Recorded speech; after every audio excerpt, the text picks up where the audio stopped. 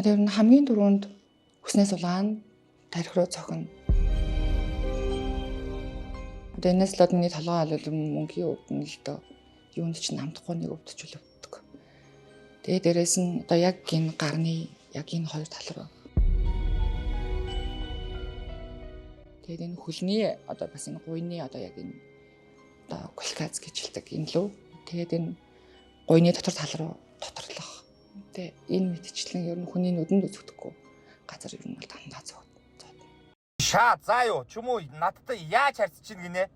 Ер нь бодоодсон ч юм уу лалар ер нь ч юм уу над шиг ингээд хөдөлмөрлөж байгаа хүнийг гадуур явдггүй хүнийг олоод ирээрээ мүү гिचээ минь заа юу. Би одоо ёстой чамтаа би одоо ална мүү гिचээ минь заа чамаг. Тэгээд одоо нөгөө сүултээ гэр бүлийн гадуур харилцаанд бүр даамжраад ирэхлээрээс намайг харахаар уур нурдаг ахал та. Ямар шалтгаангүйгээр л зодволно. Ярагчин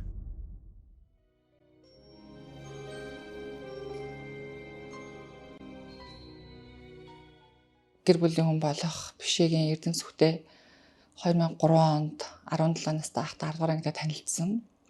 Флорида Дам Таржагийн 58 дугаар сургуульд сурч төгссөн.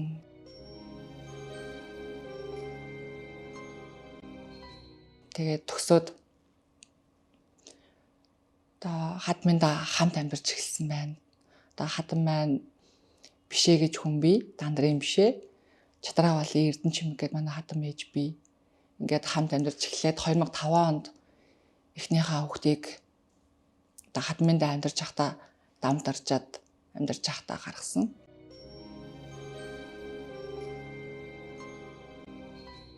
За наран гарав хэмээх одоо энэхүү бүсгүй болохоор 18 наснда бол хадмынхаа гэрт очсон. 19 наснда бол одоо анхныхаа хүүхдийг бол тээж эхэлсэн байдаг юм лээ. За гэвч тэрээр 7 сартай жирсэн буй тулгар биетэй байхдаа л зовлон тамтирлынхаа одоо хамгийн анхны сорилт, хамгийн анхны одоо яргалалтайгаа нүүр тууж эхэлсэн байдаг. За ингээ эхнийхээ хүүхдийг гидсэн 7 сартай болцсон байхад гэр бүлийн гадуур харилцаа үүсгээд тэгэл тэрнээс болоод муудаад анх гар хурж эхэлсэн. Ер нь хөвчлэн толгоороо цогтдог юм аа юм л да. Яг нөгөө нөөрлөө биш мөртлөө ус дулгаан ус руу яг устэй хэсэг рүү нөгөө харагдахгүй хүнд харагдахгүй хэсэг рүү ер нь цогтдог. Тэгээ гарлуу одоо нөгөө хүний нэг колькац гэж ярьдаг штеп. Яг тийм хэсгүүд рүү цогтдог. Тэгээ ингээ яг ингээд нүдэн дээр нь тий одоо ингээ их нэрийг ингээд амар хэрцгийгээр зодоод яргалаад ингээд байж хахад бол хүн одоо ингээд бэрийг нь зодож байхад бол хадам аавч хоёр нас хүний уранд хэлж болно шүү дээ. За минийхөө бойл чи яаж байгаа юм бэ? Яагаад хань ижилтгийг ингэж аимшигтайгаар харьцаж байгаа юм бэ? Чийлэх ёстой байтал огт тэгдэггүй байсан гэдэг байхгүй. Тэрийг нь зүгээр байх ёстой ч хараал байж идэг байсан гэж. Тэд нар бол ер нь дандаа хамт байсан. Хамт байж байгаа мөртлөө хүүхдтэй ямар нэгэн шаардлага тавьдаггүй. Одоо бойл битгий эсвэл цагдаа дуудаж гэдэг юм уу те. Өөрөөсөө зохицуул чаддгүй маа гэхэд цагдаа дуудаад өгдөггүй. Тэ. Тийм л байсан. Тэгэл одоо тэр болгоны төвчл одоо нэгэнд л сонгосон миний амьдрал юм чинь гэл би одоо хичээл амьдрахыг л хүссэн л дээ. Тэгэл хүүг 3 сартаа бараг болоог байхад дахиад нөгөө гэр бүлийн гадуур харилцаа дахиад эхэлсэн. Дахиад зодоонуудын хэрүүлэр бол болсон. Тэгээ тэр үед ингээд салыг гэхэд бол салахгүй гин. Салыг гэж хэлэх юм бол бүр илүү их задуулна.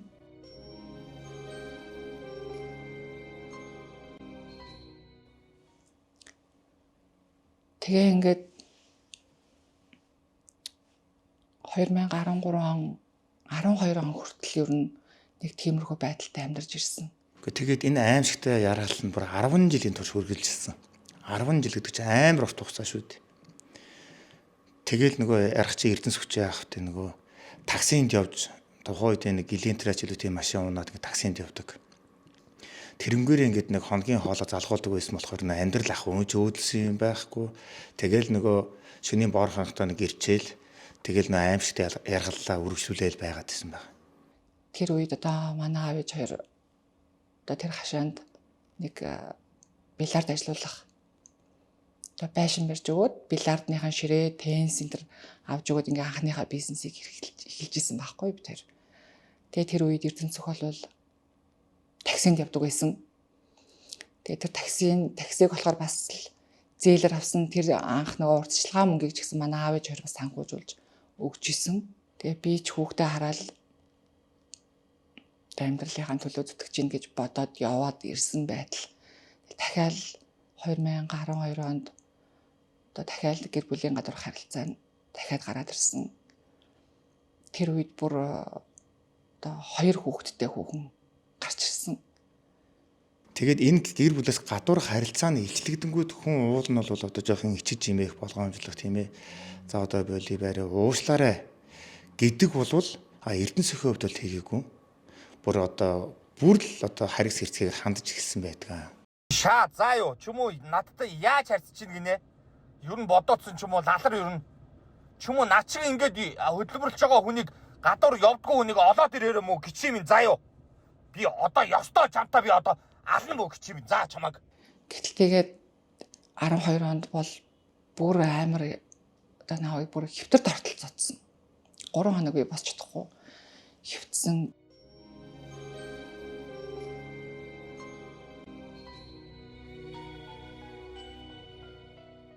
Тэр хооронд бол одоо нэг бит хоёр тэр нэг бильярдныхаа нэг арын жижиг өрөөнд амьдардаг болсон байсан л да.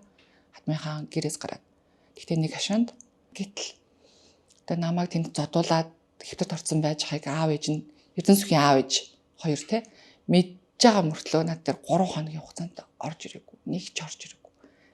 Эрдэнэсх бол яг уу орой ингээл нэг орж ирчээл унтчаал уулаагаар авчина. Эсвэл заримдаа ирэхгүй.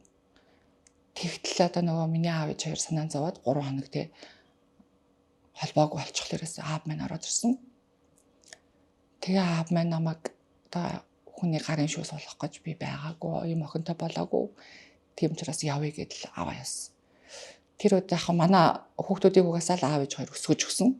Аав ээж тэр минь хүүхдүүд минь байсан учраас би ганцаараа л ажиллаулаад байдаг байсан л да.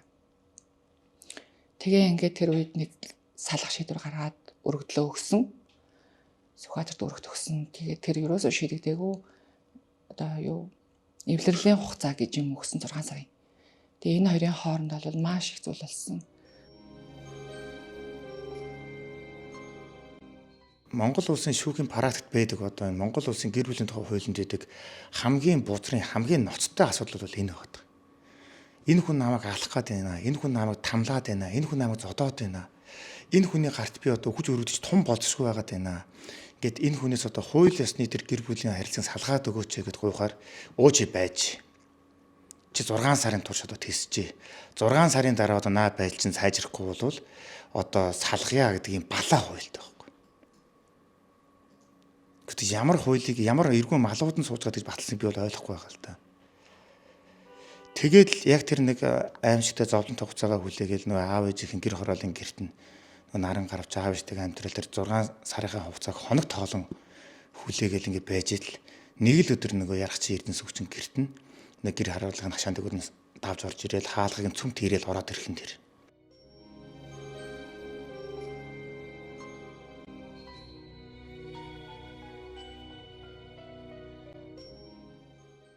Та Эрдэнэсх миний өсийг одоо бүр уганд нь тултал ажилласан. Ямар ч одоо тэр үед болохоор ээж аав минь намайг сургуульд оруулсан байсан л да. Хөдөө аж ахуйг сургуульд явдаг гэсэн би. Тэгээд тэрхүү сайд. 2. Би ер нь аюул олон жил чөлөө авсан. Яваал нэг явуулдаггүй байсан л да. Тэгээд сургуульд явуулахгүй одоо хүний царай харахыг эцэхгүй л болчихж байгаа шүү дээ би чинь. Тэгтэл би явсан хിവэрэлсэн сургуульдаа. Одоо манай ангийн хүүхдүүд мэдхэл ах. Тэгтээ манай ангийн хүүхдүүд аюу дэмжижсэн намайг багш ангийн багш энэ төр те. Тэгтэл одоо нөгөө яваад ээжэдл ээж аав минь одоо мөнхийн дарамтлан аавын мөртөл одоо зодоод 2 шүдийг нь мөртөл буулгалж исэн, хугалж исэн байхгүй. Тэгтэл тэр хэрэг ч гэсэн одоо ингээ эрүү үсэг байтал хаагдал явчт юм билээ. Тухайн үед бол цагдаад мэдэгдэжсэн. Тэгээд би чинь 2 дүүтэй, эрэгтэй эмэгтэй. Гэтэл тэр хоёрын маань хүртэл одоо ингээд эрэгтэй хүүхдийн тэгтээ дүүгийн маань болохоор одоо энэ тэнд болон дохоод хүү амьтнаар зодуулж нүдүүл чинь. Охин дүүгийн маань болохоор цүнх савын булаагаад явчин дээрэмд чинь хүн амтнаар хүчнэдэх гэж айлгана. Ингээ ерөөсөө гэр бүлийн маань тэр чигээр нь л ер нь дарамтлсан л та. бүр аим шиг кино цаашаа байгаа шүү дээ. Эхлээд өөрийг нь амар зоддог байсан бол ингээд салах гад аав ээж төр очиод байж хөтгөр хугацаанд нь болонгууд аавыг нь очиод зодчихдаг. Охин дүүг нь айлган сүрдүүлдэг, хичээдэг. Эртээ дүүг нь зоддог. Гэхдээ ерөөсөө хуйлгуул давлуун зан гарч ирсэн байгаа байхгүй юу. Тэгээд анхандаа ганцаараа зовдөг байсан бол сүүлдээ бүр гэр бүлээрээ зовдөг болсон. Тэгсэн ч гэсэн ямар ч л байсан энэ яргачтай бол эвлэрэхгүй гээл нөгөө 6 сараа хүлээгээл наран гарвч байж исэн чи бүр ностой зүйл болсон байдаг. За тэр нь юу вэ гэхээр Одоо энэ дунд нөгөө яагаад дэвлэрсэн бэ гэдэг хүмүүс асуулт асуугаад байгаа л да энэ цагдаа надаас. Тэр болохоор одоо нөгөө би хашаа байшин дамжиж исэн тэр үед бол манай аав ээж хаар бид. Тэгэхэд нөгөө хашаант руу би нөгөө хог асах гэж явжгаад хашаантраас минь намайг машин чигээр аваадсан. Тийм. Тэгээ энэ хоёрын хооронд ээж аав маань цагтад мэдгдсэн байсан боловч намайг ямар ч ирж хаях ямар ч нэгэн ажиллагаа хийгдээгүй. Ингээд 3 хоног бид яг хаашаа явснаа мэдгүй Төв аймаг тал руу явсан байх гэж бодчих. Тийшээ чихтэй нөгөө хөдөө аваачсан. Тэгэхэд нөгөө гэрийнхаа унлагны дотор хувцастай явжсэн учраас одоо нөгөө хөөтөн 4 сар хацаа болжсэн. Хөөтөн байх үед. Тэг ингээд хэр гадаа аваачаад одоо ингээд надтай амьдрал амьдрахгүй бол ингээд өөх гэдэг сонголтыг надад өгсөн л дөө.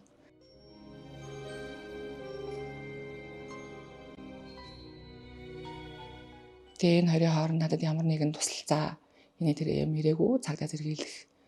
Одоо ээж аав маань ч ирээгүй. Тэр үед одоо ээж аав маань болохоор одоо цагдаад л хандсан байтал цагдаа бол ямар нэг арга хэмжээ авч өгөөгүй.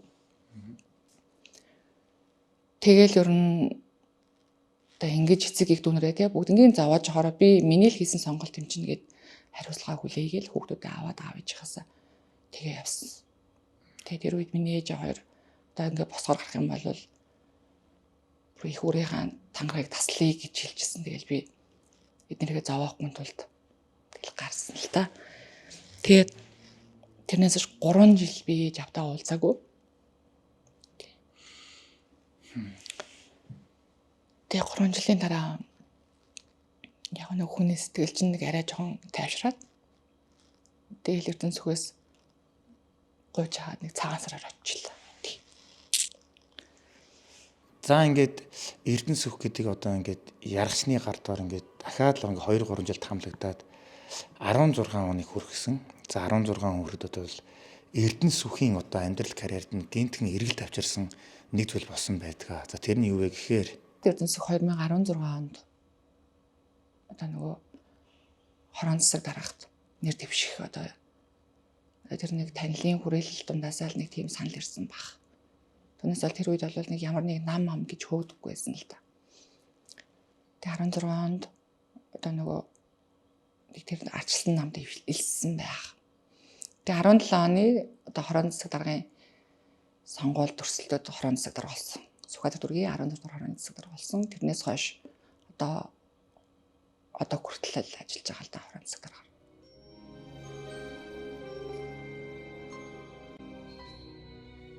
Тэгээ 2020 онд нийслэлийн төлөөлөгчд өрсөлдөөд бас ялсан.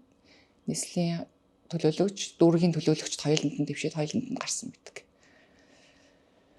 Тэгээ одоо сая 2024 онд нийслэл өрсөлдөөд бас дахиад сонгогдсон л явж байгаа л да. Тэгээ ингээ улс төрийн амьдрал руу ороод ирснээс хойш болвол бүр их дарамт.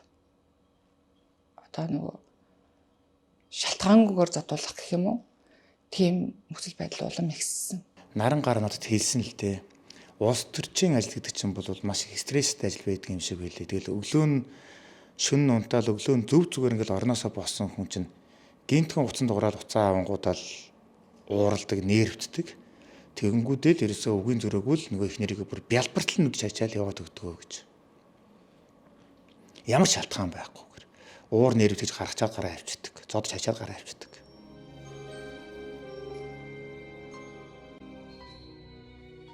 Би бүр одоо энэ жишээ сонсоод би бүр гайхаад бүр хэд хөөг олдохгүй байсан л да. Бүр жигшмээр одоо нэг тохиолдлыг нь одоо нэг та бүхэндээ одоо үзүүлээ л дээ. 2024 оны 6 сард нэг сонгуул болох байсан те их хурлын. Тэрэн дээр Эрдэнэ сүх твших байсан.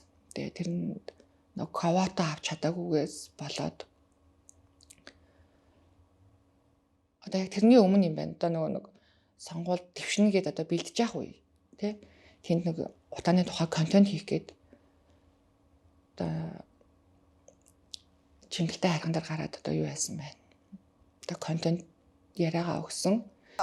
Нийслэл хотод сонгогдсон төлөөлөгч нар за мөн манай улсын хурлын гишүүд энэ сонгогдсон хүмүүс маань дарга нар маань энэ зөвхөн Сүхбаатарын талбайг тойроод ингээ ажиллаа яваад байдаг. Энэ захрууга гэр ороолоор яваад иргэдийнхээ амьдралтай танилцаад асуудал юу вэ сонсоод бид нар энэ ер нь нийслэл хотын хөгжил бол ерөөсөө гэр хорооллол бид нар ингэж өөрчилж нийслэл хот маань одоо тэр чигтээ хөгжинө гэж бол би хардаг.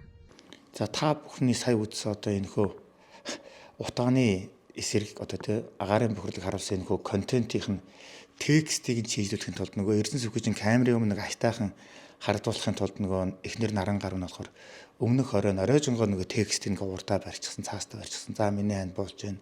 Наавга одоо энэ ч нөргөлтэй л ингээ хэлээд гоё болж байна. Ингэж хэлээрээ ирсэдэмгүй байгаад оройжонгоо л бэлдсэн байна.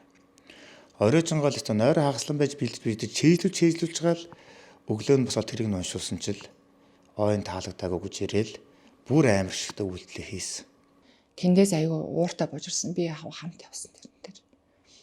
Тэгтэл одоо нөгөө бууж ирэл одоо хүссэн нэрээ ярьж чадсангүй гэж уурлаад одоо миний хамрыг хугалсан. Тэгээ зотож арцгийгээр тэгээ маш олон удаа зохиож одоо энэ тэнд хөөхнөөстэй хамгийн хүнд нь одоо хамар хугалсан байдаг.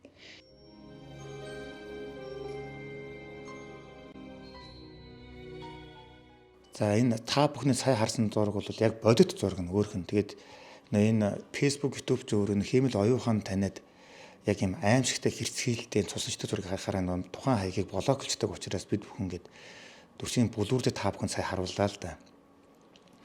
Тэгээд хамрыг нь цөм зохиод ингээд нүрийн одоо хүн харахын эцгүй аимшигтайгаар хэцгээ зодчонгууд одоо зодуулсан хүн яадаг вэ гэхээр Монголд очдог газрын гэмтлийн эмнэлэг байдаг. Тэгээд гэмтлийн эмнэлэг дээр очисонгууд нэг хүлээ авахын юм чинь харангуудаа л шууд тэд нар чинь нэг олон жилийн цуснаж харсан хүмүүс хараад мэддэг юм байл да. За энэ бол амар зодуулсан байна. Гэр бүлийн хүчирхэл өртсөн байна гэд. Тэгээд нэг гэмтлийн эмнэлгийн нэг үүдэнд нэг цагдаа байдаг штэ. Тэр цагдаагуудад одоо ингээд гэр бүлийн онц ностой хохрын одоо хэргийн хохирч ирчлээ. Одоо хэрэг нэ шалгаа гэж цагдаатай бол хийсэн. За тэгээд цагдаа нэрэд одоо юу болсон бэ? Та одоо яагаад ийм аимшигтайгаар бэлтэж вэ гэд нарамгаараас асуухад бол нөхрийнхөө улс төрийн карьерт нь гай болчих вэ? Одоо нөгөө нэр дэвших ажилтнаас садаа болчих вэ гэдэг юм хүүднээс үгүй ингээд би өөр ингээд тоглож гад бөмбөнд зохиулаад ингээд гимтцсэн юм а гэж хөргөнд хийсэн л байгаа юм байгаа л. Тэгээ тэр ярианд нэтгэдэг цагдаач гэж юу байх вэ? За та битүү худлаа яриа дээ. Наа чи одоо ингээд зодуулсан шарах байна. Зодуулсан одоо үүдсэн одоо гимтэл байна. Одоо шууд тань дээр одоо ингээд таныг одоо зодох хүнд эрүүгийн хэрэгнээ шалгах болно. Та одоо ингээд гэрчин мэдүүлэг өгөө гэх тэгэнгүүт бол одоо наран гар бол маш хүнд байдалд орсон. За тэгээд хэрвээ одоо ингээд үүнээс үүдэлтэйгээр нөө нэр дэвшмж гэрх нь одоо ингээд байхгүй болчихвол наагаад бүрч дотоод алцах юм болов гэж айдаг үднэс бол нөгөө гэмтлийн эмнэлгээсээ эмнэлгийн тусламж үйлчлэгээж авсан юм байхгүй шууд хаяа зуцаан гэж байгаа байхгүй. Тэгээд одоо улсын эмнэлэг дээр очингод хэрэг нээх гэдэг нэг үднэс хоёрын эмнэлэг дээр очиж үзүүлсэн чинь хоёрын эмнэлгийн эмч наашаа хүртэл хийсэн гэж байгаа юм чи. Үгүй яг ийм тохиолдол ирэх юм бол бид нар заавал одоо цагдаад хандах хэрэгтэй үүрэгтэй байдаг юм аа. Тэгээд таны наадын аимшигтэй энэ хамар мавч сүмгдсэн гэмтлийч одоо ингээд хагалгаа хийх нь заавал бас нэг протокол энэ тэр заавал үлдэх ёстой. Тэгээ одоо бид нэр харахгүй ихэн та одоо ингээ гуйгаад байгаа учраас бол энэ хамрын гамритэ хагалгаа хийлээ гэдэг нэрийн дор одоо наадах чинь имжлж өгөө жилээл имжлж өгсөн байдаг юм байл. Тэр үед би нөгөө эмнэлэгт аюу удаан хөвцсөн л дээ. Яг тэр үед нөгөө Казахстаны нэг Салтанат гэдэг нэг хүүхнийг өвгөл таарсан яг тэр үед. Яг зэрэгцэж. Тэгээ тэр хүүхний амьдралыг одоо залгүй явдлыг харахад яг л миний амьдрал түүнтэй яг ижлэгэн байсан. Тэгээ энэ хүүхэн шиг л би өнөөдөр нэг өдөр л ингээд өгчих юм байна гэдгийг яг тэр үед би мэдэрсэн л дээ. Тэгээ тэр үед цагтаад яг би мэдэгдчихээр одоо би яг сонгуульд орох гэж байгаад нь бас болохоо байж юм болов. Бүр илүү их одоо надад ямар нэгэн миний амнаас эрүүл мэндэд хортой зүйл болох болов гэж айгаад цагтаад хандж чадаагүй. Тэгэл ер нь тэрнээс хойш мөнхийн дарамт мөнхийн задуур яг тэр 2024 оны тэр хамар хугаснаас хойш бол ер нь хинээс ч айж имэхгүйгээр одоо нөгөө намайг тийм болчоод цагдаад мэддэггүй юм чинь энэ угаасаа л намайг яаж чадахгүй гэдэг үүднээс одоо ерөөсө хинээс ч зоохгүй нүүр амруу дандаа л ер нь толгой хэсэг рүү зохино. Альва гэр бүлд ингээл нөө аав ээж хоёр ингээл муудалцах тохиолдол гарна тийм ээ. Хэрүүл гараад дуун чангараал ингээ эхлэнгүүд нөгөө хүүхдүүд нь босч уйлалдал болоочоо барайчаал дундуур нь ороо салгаал бөөнлийн болдог үстэй. Гэхдээ ер нь эрүүл харилцаатай гэр бүл төр бүгд л тэгдэг үстэй. Гэтэл энэ гэр бүл болсон чинь ингээд бүхэл бүтэн 22 жилийн турш үргэлжилсэн ийм гэр бүлийн хүчээр хийлийг ингээд байнга үзээд хараа хүүхдүүд нь сүулдэ тоохоо болоод дүжирхөө болцсон байсан. Дүжирх одоо альва асуудалд эмгээр хандгаа болцсон байсан гэж байгаа байхгүй. Энэ дээр би хамгийн сүүлд их орой ойлгосон зүйл нь гэвэл та нөгөө өөр хүүхдүүдэд элэг бүтэн амьдрах гэж зүтгээд байсан чинь хамгийн буруу зүйл байсан юм байна. Одоо өөр хүүхдүүд минь одоо өнөөдөр химийн үзэгдэл болцсон байна шүү дээ тэр задуурлах. Одоо айлын хүүхдүүд эцэг их нь зөвхөн маргалтахад уйлалд нь те ээж аав ээжийг л уйлна. Тэгэхэд манай хүүхдүүд өнөөдөр намайг зодож явах сэтгэл нэмзэглэхгүй. Өнөөдөр хүүхэлдээ үзэж байгаа хүүхэлтэйгээ үзээ сууна. Тэр ямар ч одоо тийм тэр хүүхдүүдэд хэцүү санагдахаа байсан. Тийм хэвийн үзэгдэл бодлоо задуулсан гэхээр би 7 хоногт нэг гэдэг мэдэгд надад тийм тоо байхгүй.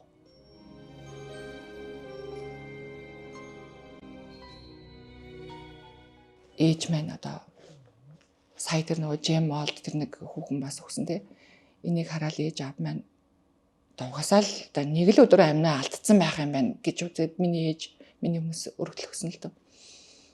Ингээд өгөөд эхэлсэн учраас би одоо эцсийн үзье. Үнэхээр өнөөдөр Монгол улсад хууль гэж байд юм уу те? Шудраг шүүх, шудраг цагдаа гэж байна уу? Гэдгийг л харъя гэж бодож байна л та. Цагдаад хандах надад одоо эрх гэж бараг байхгүй шүү дээ. Монгол улсын одоо хүний эрх чөлөө гэдэг юм надад байхгүй. Тэгж амьдарч ирлээ. Тэгээд одоо яг хүн болгонд би тоочод байгаа албагүй учраас хүн болгонд сайхан амьдарч байгаа юм шиг харагдах гэж одоо баг зүүж үдээ болтол 22 жилийн хугацаанд би тэсэж ирсэн. Гэтэ одоо бол үнэхээр яг миний амнаас эрүүл мэнд дээрээс нь зөвхөн би гэлтгүй миний 4 хүүхэд. Миний 4 хүүхэд том нь одоо эхнэр аваад 2 хүүхэдтэй болсон байна. Ингээд миний над дээр 7 хүүхэд байгаа. Миний хариуцлага, миний үүрэг. Би одоо үдээ болтол өөр хүүхдүүдийнхээ төлөө тэсэж дэвчиж ирсэн. Одоо энэ хүүхдүүдийнхээ төлөө би амьд байх хэрэгтэй байна. Хүүхдүүдээ энэ орчинд одоо эрүүл аюулгүй байдалд амьдруулах миний үүрэг учраас би тэр үүргийнхаа хүрээнд л одоо үүргээ хүлээх гэдэл зүтгэж явна. Тэгээд намайг ингээд энэ нөхөр маань гаалах гад байна. Ингээд болохгүй байна гэж хөрх юмтай хүний эрхийн үндэсний комисс цагдаа, прокурор тий хандаж бол бүх газар хандсан гэдэг байхгүй бүр улсын их хурлын дээр гэдэг ёс зүйн хороонд хүртэл хандаад дээрээс нь бүр ингээд нийслэлийн эрдэм төлөөлөгчдийн хурлын тамгын газарт нь хүртэл хандаад энэ хүн намайг алах гад байна. Энэ хүн намайг ингэх гээд байна гэд хөнөөх гээд байна гэж хэлэнгүүд хинэн ч арга хэмжээ тооцохгүй гомдлыг ингээд нэг бол дарчдаг нэг бол ийш нь тийш нэгэ цохоод ингээд байхгүй болгочдөг болохоор хамгийн одоо эцсийн найдвар нь юу гэхээр би тэгвэл энийг олон нийт хүрэх ёстой юм байна. Хэвлэл мэдээллийг эрт хандах ёстой юм байна. Ингэжээж би амьд явах хэрэгээ баталгаажуулах ёстой юм байна гэж энэ эмэгтэй шийдэл манай одоо нэвтрүүлгийн багт хандж ирсэн л дээ. Ингээд би салмаар ан те миний амнаас эрүүл мэнд дээрээс нь эцэг их ах дүү нараа бүгдийг зовоож ин. Энэ дээр одоо хуулийн тусалцаа үзүүлж би зөндөө явсан. Сүхбаатар дүүргийн болон хаан уул дүүргийн цагдаагаар зөндөө явсан. Гэтэл энийг ингээд сонжруулаад байгаад идэг. Энэ дээр болохоор Эрдэнэ сүх нөгөө танилын үр аягүй өргөн. Одоо цагдаа найз нараа аягүй ихтэй тий. Энэ дээр бас нэрийн дурдж болохгүй л хаал та. Тэгэхээр тэд нар нь ч юм уу нөлөөлдөг бах гэж би боддог. Ер нь дандаа л ингээд биднэрт хилээгүй ээж л хаацсан байдаг ч юм уу тий. Яа бүр хэлэх болдохгүй байгааз. Цагдаа найзтай хүн одоо цагдаад танил талтай хүн бол одоо их нэрийг гэр бүлийгээ хүснээр яргаж болдог байна шүү дээ Монгол улсад. Тэгээ яа гэвэл додуулсан хогрч надад гомдол гаргангууд дээрс нь яриулж гад ямар нэгэн байдлаар нөө хэргийг ингээ хаачдаг. Гинж юу гэсэн үг юм бэ?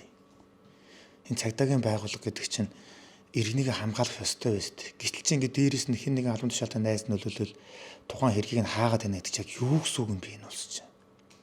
Энэ цагдаагийн байгууллага чинь чухам яг яаж ажилладаг юм бэ? Бүр ойлгохгүй байгаа байхгүй.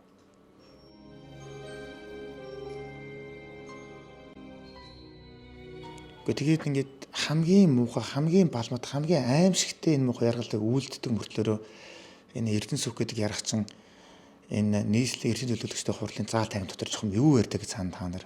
Гэхдээ тэрийг та нар үзтээ. Юм ихээр дуурахгүй, хүүхдийн хүчрхийллээрээ ихээр дуурахгүй, хордож хүмүүс нь угаартаж өгөөд байх ихээр дуурахгүй. Яг яах гэж хэнийг төлөөлөд энд суугаад байдаг нэг юм олхоогүй байхаа болмоор байна. Төлөөлөгч нараа олон нийт ингээд олон нийтийн сүлжээн дээр болоод ирэхээр л чухам сайхан гэрээ эзэн гэж харагдтал. Тэгэл миний хүүхдүүд нь миний хань минь өстой агарын бохирд юм гэж худлаа ярьдаг. Тэгсэн мөртлөөр цааталтаа хамгийн аимшигт юм хийж идэг ийм аимшиг амтан байгаа байхгүй юу?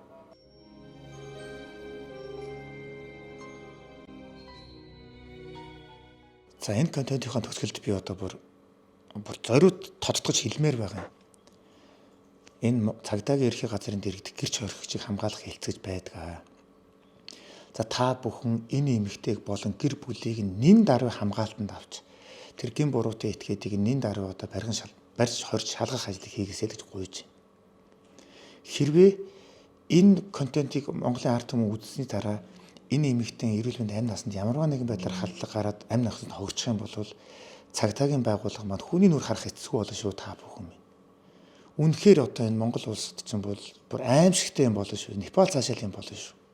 Мэдсээр байж, харсаар байж энэ аимшигтэй ярил үргэлжлүүлж гад наран гарвын амнаас хогорчих юм бол энэ хэргийн ялыг нь энэ Эрдэнэ сүх гэдэг хүнээс гадна одоо хуулиар хүлээсэн үүргээ биелүүлэгээ өгдөг үндслээр хүний эрхийн үндэсний комисс, энэ цагдаагийн байгууллага, прокурор бүх шатны хүмүүс нь хамтдаа үүрэг гаргах нь вэ шүү.